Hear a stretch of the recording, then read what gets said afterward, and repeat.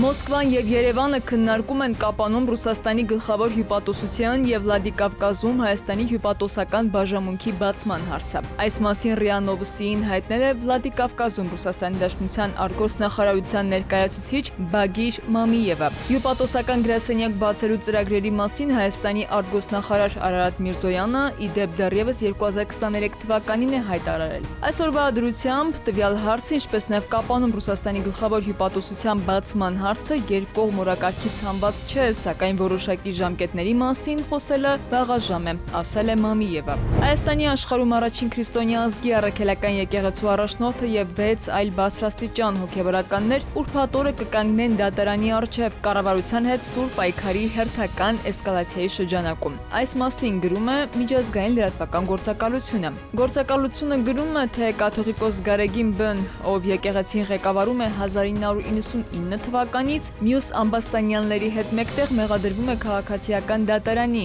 եպիսկոպոսին ժամանակավորապես վերականգնելու որոշմանը չհետևելու համար, ում եկեղեցին կարգալույծ էր արել։ Մեղավոր ճանաչվելու դեպքում նրան սպառնում է մինչև 2 տարվա ազատազրկում։ Գործը ըստ Reuters-ի ամենալուրջ իրավական մարտահրավերն է առաքելական եկեղեցու ղեկավարության համար, որը Հայաստանում ազդեցիկ կառույց է եւ երկրի կողմից քրիստոնեության ընդունումը հաշվում է 301 թվականից։ Մուլտիտրանսպորտ ընկերության տնօրենը կալանավորվել է 2 ամսով։ Երևանի ընդհանուր իրավասության դատարանը այսօր բավարարել է ՆԽԿ-նական մարմնի միջնորդությունը եւ խափանման միջոց ընտրել կալանքը։ Հուլիսի 31-ին հայտնի դարձավ, որ իրավապահները խուզարկություն են կատարել մուլտիտրանսպորտ ընկերությունում եւ ձերբակալել տնօրեն Արտուր Դալլաքյանին։ Նրա նկատմամբ հանրային քրեական հետապնդում հարուցվեց առանձնապես խոշոր չափերի խարդախության օժանդակելու եւ առանձնապես խոշոր չափերի փողերի լվացման օժանդակելու հոդվածներով։ Քննչական կոմիտեն հաղորդում է նաեւ, որ Բարգավաճ Հայաստան կուսակցության առաջնորդ Գագիկ Ծառուկյանին նոր մեղադրանքի առաջադրվել 2.5 միլիոն դոլարի շորթման եւ փողերի լվացման գործով։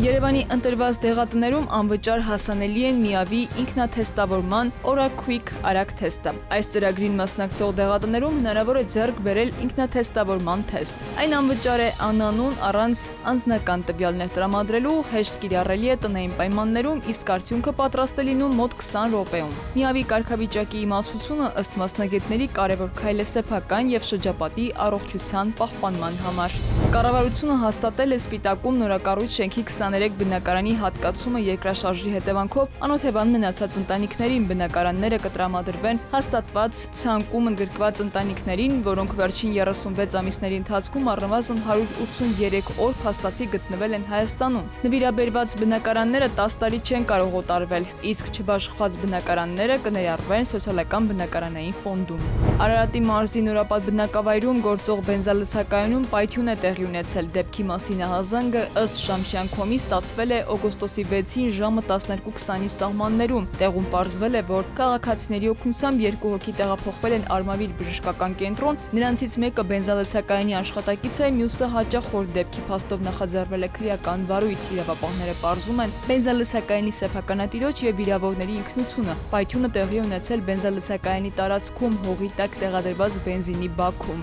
Բենզալսակայանը պայթյունից հետո ամբողջությամբ հոսանքազրկվել է, գործունեությունը կասեցվել է։ Քնարիկ Պետրոսյան, ժամը լրատվական։